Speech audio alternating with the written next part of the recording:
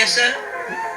मुक्तू काय ही कोटेशन काल मी तुम्हाला भाटिया कंपनीकडे पोहोचायला सांगितली होती, का नाही पोहोचवली अजून? का- कुठली गोष्ट धड करायची नाही असा निश्चय केला का तुम्ही? एक अक्षर बोलू नका. आत्ताच त्या कंपनीच्या मालकाचा फोन आला होता. आजच्या आज ही कोटेशन त्याच्याकडे पोहोचली नाही तर तो दरवाजा उभा करणार नाही आपल्याला. तुमच्यासारखी आणखी एक दोन माणसं कंपनीत असतील ना तर कंपनीचं दिवाळ वाजल्याशिवाय राहणार नाही. नाही तर काय, हं? काही लाज शरम आहे की नाही आम्हा लोकांना? सांगितलेलं एक काम धड करत नाही म्हणजे काय?